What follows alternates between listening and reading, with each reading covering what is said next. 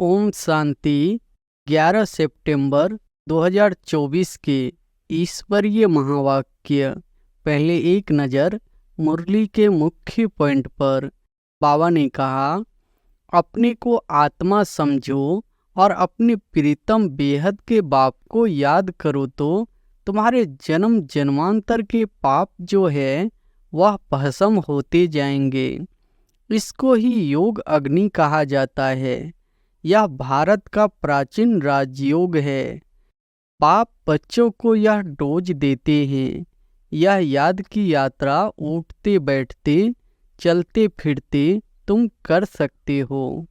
जितना हो सके गृहस्थ व्यवहार में रहते हुए कमल फूल समान पवित्र रहना है। दुनिया वालों के तो आसुरी कैरेक्टर्स है। तुम बच्चे यहाँ आए हो दैवी कैरेक्टर्स बनाने।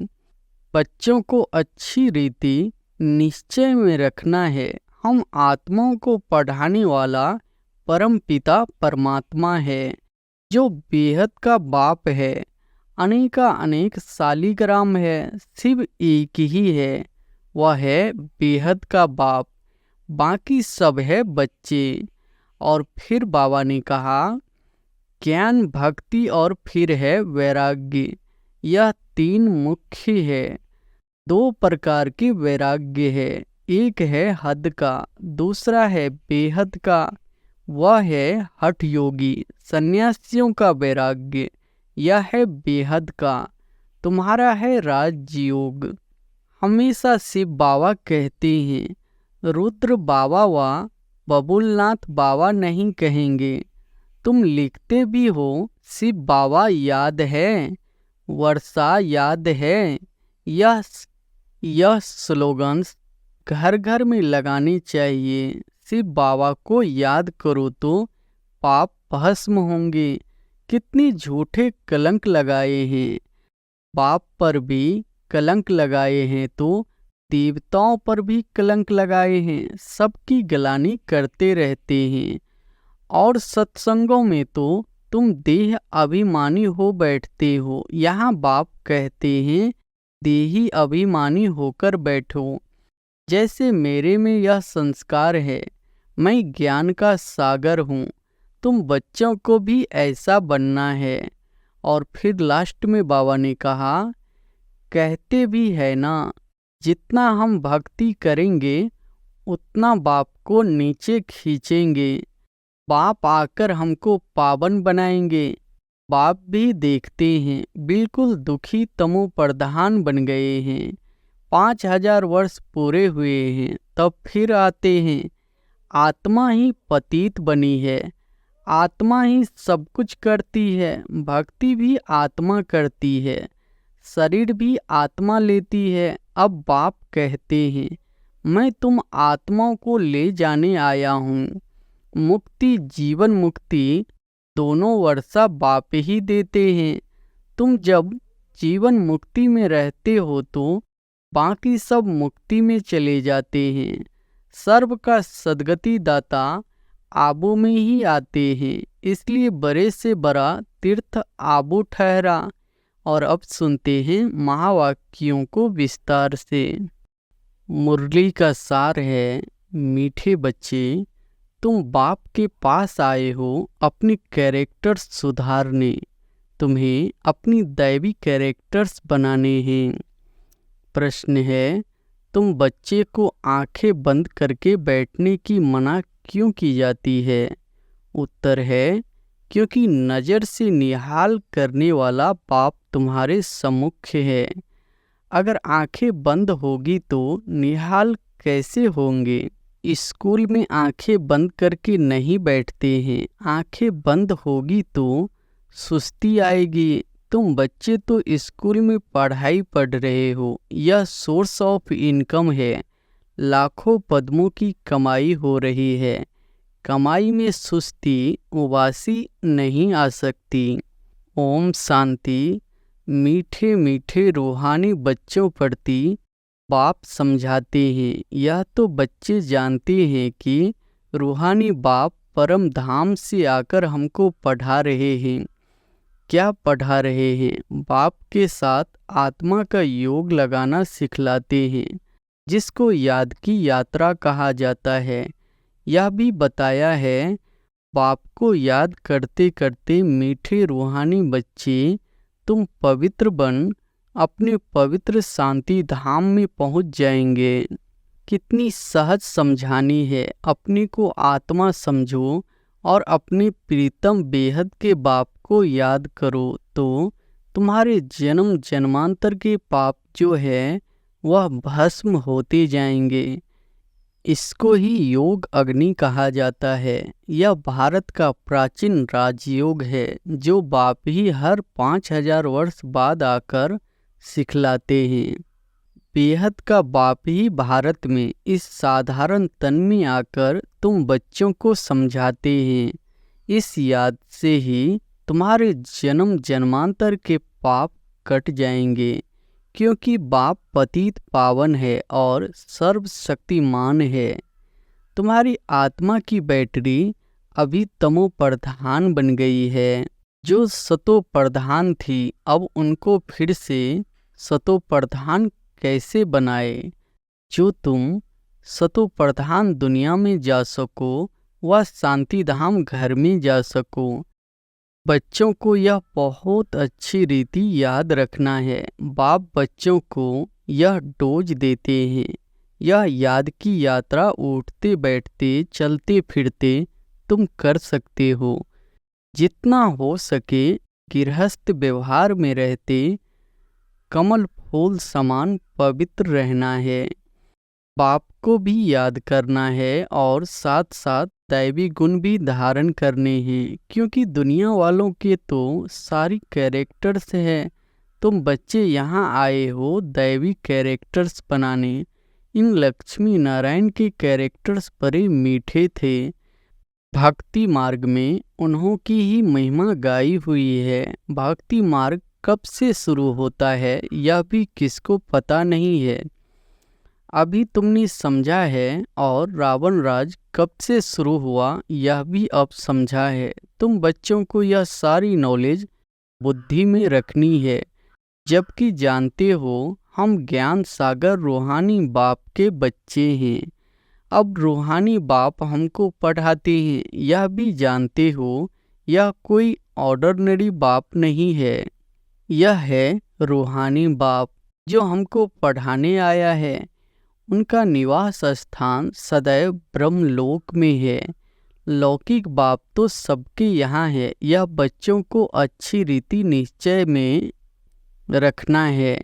हम आत्माओं को पढ़ाने वाला परम पिता परमात्मा है, जो बेहद का बाप है। भक्ति मार्ग में लौकिक बाप होते हुए भी परम पिता परमात्मा को बुलाते हैं। उनका एक ही नाम यथार्थ शिव है। बाप खुद समझाते हैं, मीठे मीठे बच्चों, मेरा नाम एक ही शिव है। भल अनेक नाम अनेक मंदिर बनाए हैं, परंतु वह सब है भक्ति मार्ग की सामग्री। यथार्थ नाम मेरा एक ही शिव है। तुम बच्चों को आत्मा ही कहते हैं। शालिग्राम कहे तो भी हर्जा नहीं। अनेका अनेक शालिग्राम है, शिव एक ही है। वह है बेहद का बाप। बाकी सब है बच्चे। इसके पहले तुम हद के बच्चे हद के बाप के पास रहते थे। ज्ञान तो था नहीं, बाकी अनेक प्रकार की भक्ति करते थे। आधा कल्प भक्ति की है। द्वापर से लेकर भक्ति शुरू होती है। रावण राज्य भी शुरू हुआ है। यह है बहुत सहज बात, परंतु इतनी सहज बात भी कोई मुश्किल समझते हैं। रावण राज्य कब से शुरू होता है यह भी कोई नहीं जानता। तुम मीठे बच्चे जानते हो। पाप ही ज्ञान का सागर है। जो उनके पास है वह आकर बच्चों को देते हैं। शास्त्र तो है भक्ति मार्ग के। अभी तुम समझ गए हो। ज्ञान, भक्ति और फिर है वैराग्य। यह तीन मुख्य है। सन्यासी लोग भी जानते हैं ज्ञान, भक्ति और वैराग्य, परंतु सन्यासियों का है अपना हद का वैराग्य। वह बेहद का वैराग्य सिखला न सके। दो प्रकार के वैराग्य है। एक है हद का, दूसरा है बेहद का। वह है हठयोगी सन्यासियों का वैराग्य, यह है बेहद का। तुम्हारा है राजयोग। वह घर बार छोड़ जंगल में चले जाते हैं तो उन्हों का नाम ही पड़ जाता है सन्यासी। हठ योगी घर बार छोड़ते हैं पवित्र रहने के लिए, यह भी है अच्छा। पाप कहते हैं भारत तो बहुत पवित्र था, इतना पवित्र खंड और कोई होता नहीं। भारत की तो बहुत ऊंची महिमा है जो भारतवासी खुद नहीं जानते हैं। बाप को भूलने के कारण सब कुछ भूल जाते हैं, अर्थात नास्तिक निधंके बन पड़ते हैं। सतयुग में कितनी सुख शांति थी, अभी कितनी दुख अशांति है। मूल वतन तो है ही शांति धाम, जहाँ हम आत्माएं रहती है। आत्माएं अपने घर से यहाँ आती है बेहद का पाठ बजाने। अभी यह है पुरुषोत्तम संगम युग, जबकि बेहद का बाप आते हैं नई दुनिया में ले चलने के लिए। बाप आकर उत्तम से उत्तम बनाते हैं, ऊंच से ऊंच भगवान कहा जाता है। परंतु वह कौन है, किसको कहा जाता है, यह कुछ भी समझते नहीं है। एक बड़ा लिंग रख दिया है, समझते हैं यह निराकार परमात्मा है, हम आत्माओं का वह बाप है। यह भी नहीं समझते, सिर्फ पूजा करते हैं। हमेशा शिव बाबा कहते हैं, रुद्र बाबा व बबुलनाथ बाबा नहीं कहेंगे। तुम लिखते भी हो शिव बाबा याद है, वर्षा याद है। यह स्लोगन्स घर घर में लगानी चाहिए। शिव बाबा को याद करो तो पाप भस्म होंगे, क्योंकि पतित पावन एक ही बाप है। इस पतित दुनिया में तो एक ही पावन हो नहीं सकता, पावन दुनिया में फिर एक भी पतित नहीं हो सकता। शास्त्रों में तो सब जगह पतित लिख दिए हैं। त्रेता में भी कहते रावण राज्य था, सीता चुराई गई। श्री कृष्ण के साथ कंस, जरासंधि, हिरण्यकश्यप आदि दिखाए हैं, श्री कृष्ण पर कलंक लगा दिए हैं। अब सतयुग में यह सब हो नहीं सकते। कितने झूठे कलंक लगाए हैं, बाप पर भी कलंक लगाए हैं तो देवताओं पर भी कलंक लगाए हैं। सबकी गलानी करते रहते हैं तो अब बाप कहते हैं यह याद की यात्रा है। आत्मा को पवित्र बनाने की पावन बन फिर पावन दुनिया में जाना है। बाप 84 का चक्र भी समझाते हैं। अभी तुम्हारा यह अंतिम जन्म है, फिर घर जाना है। घर में शरीर तो नहीं जाएगा, सब आत्माएं जानी है। इसलिए मीठे मीठे रूहानी बच्चों, अपने को आत्मा समझकर बैठो, देह नहीं समझो। और सत्संगों में तो तुम देह अभिमानी हो बैठते हो। यहाँ बाप कहते हैं देही अभिमानी होकर बैठो। जैसे मेरे में यह संस्कार है, मैं ज्ञान का सागर हूँ। तुम बच्चों को भी ऐसा बनना है। बेहद के बाप और हद के बाप का कंट्रास्ट भी बतलाते हैं। बेहद का बाप बैठ तुमको सारा ज्ञान समझाते हैं। आगे नहीं जानते थे अभी सृष्टि चक्र का कैसे फिरता है, उनका आदि मध्य अंत और चक्र की आयु कितनी है, सब बतलाते हैं। भक्ति मार्ग में तो कल्प की आयु लाखों वर्ष सुनाकर घोर अंधियारे में डाल दिया है। नीचे ही उतरते आए हैं, कहते भी हैं ना, जितना हम भक्ति करेंगे उतना बाप को नीचे खींचेंगे। बाप आकर हमको पावन बनाएंगे। बाप को खींचते हैं क्योंकि पतित है, बड़े दुखी बन जाते हैं। फिर कहते हैं हम बाप को बुलाते हैं। बाप भी देखते हैं बिल्कुल दुखी तमो प्रधान बन गए हैं। 5000 वर्ष पूरे हुए हैं, तब फिर आते हैं। यह पढ़ाई कोई इस पुरानी दुनिया के लिए नहीं है। तुम्हारी आत्मा धारण कर साथ ले जाएगी। जैसे मैं ज्ञान का सागर हूँ, तुम भी ज्ञान की नदियाँ हो। यह नॉलेज कोई इस दुनिया के लिए नहीं है, यह तो छीछी दुनिया, छीछी शरीर है, इनको तो छोड़ना है। शरीर तो यहाँ पवित्र हो नहीं सकता। मैं आत्माओं का बाप हूँ, आत्माओं को ही पवित्र बनाने आया हूँ। इन बातों को मनुष्य तो कुछ भी समझ नहीं सकते हैं। बिल्कुल ही पत्थर बुद्धि, पतित है, इसलिए गाते हैं पतित पावन। आत्मा ही पतित बनी है, आत्मा ही सब कुछ करती है। भक्ति भी आत्मा करती है, शरीर भी आत्मा लेती है। अब बाप कहते हैं, मैं तुम आत्माओं को ले जाने आया हूँ। मैं बेहद का बाप तुम आत्माओं को बुलावे पर आया हूँ। तुमने कितना पुकारा है, अभी तक भी बुलाते रहते हैं। हे पतित पावन, ओ गॉड फादर, आकर इस पुरानी दुनिया के दुखों से, डेविल से लिबरेट करो तो हम सब घर में चले जावे। और तो कोई को पता ही नहीं है हमारा घर कहाँ है, घर में कैसे कब जाएंगे। मुक्ति में जाने के लिए कितना माथा मारते हैं, कितने गुरु करते हैं।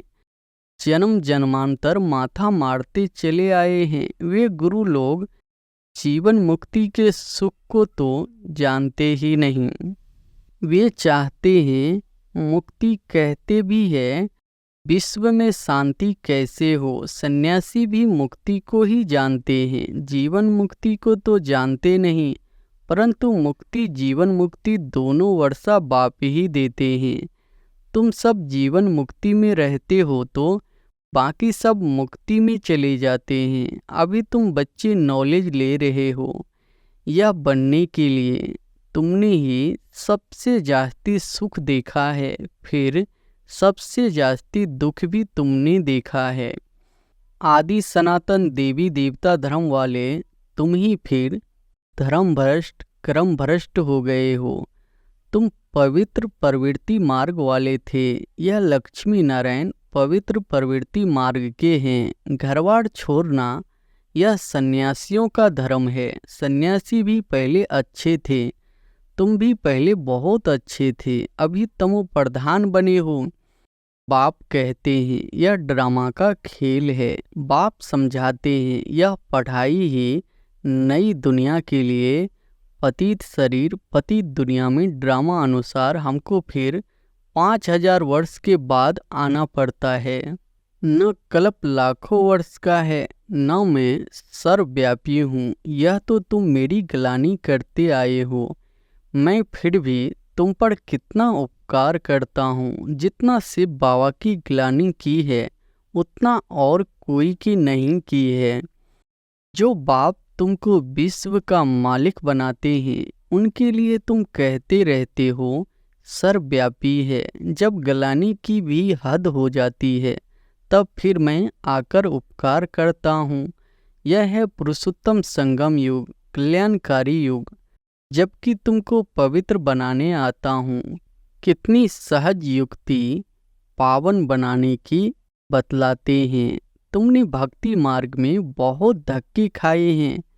तालाब में भी स्नान करने जाते हैं, समझते हैं इससे पावन बन जाएंगे। अब कहाँ वह पानी और कहाँ पतित पावन बाप। वह सब है भक्ति मार्ग, यह है ज्ञान मार्ग। मनुष्य कितने घोर अंधियारे में है, कुंभकर्ण की नींद में सोए हुए हैं। यह तो तुम जानते हो। गाया भी जाता है विनाश काले विपरीत बुद्धि विनाशयंती। अभी तुम्हारी नंबरवार पुरुषार्थ अनुसार प्रीत बुद्धि है, पूरी नहीं है, क्योंकि माया घड़ी घड़ी भुला देती है। यह है 5 विकारों की लड़ाई।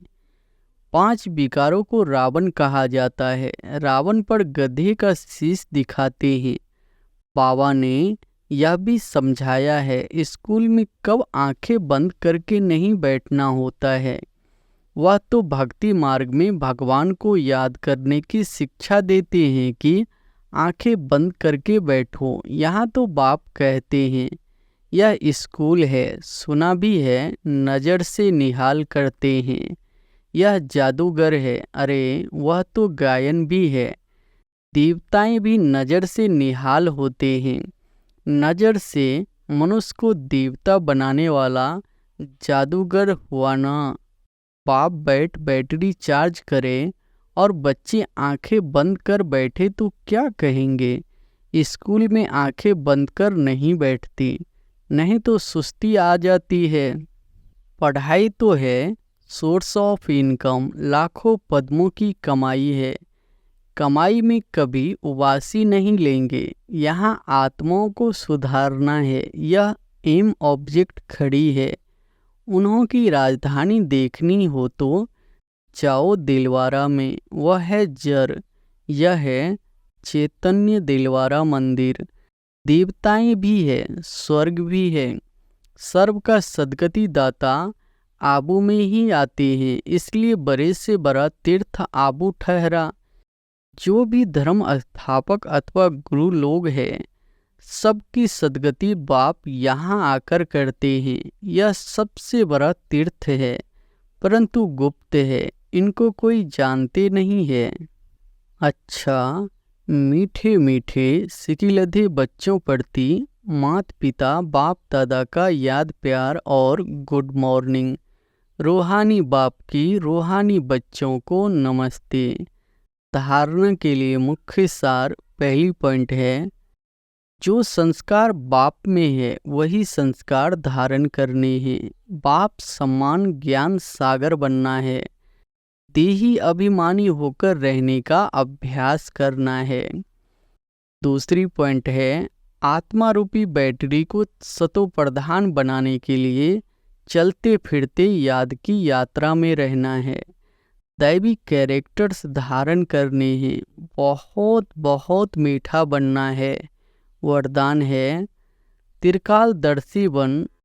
दिव्य बुद्धि के वरदानों को कार्य में लगाने वाले सफलता संपन्न भव। त्रिकालदर्शी बन, दिव्य बुद्धि के वरदानों को कार्य में लगाने वाले सफलता संपन्न भव। बाप दादा ने हर बच्चों को दिव्य बुद्धि का वरदान दिया है। दिव्य बुद्धि द्वारा ही बाप को अपने आप को और तीनों कालों को स्पष्ट जान सकते हो, सर्व शक्तियों को धारण कर सकते हो।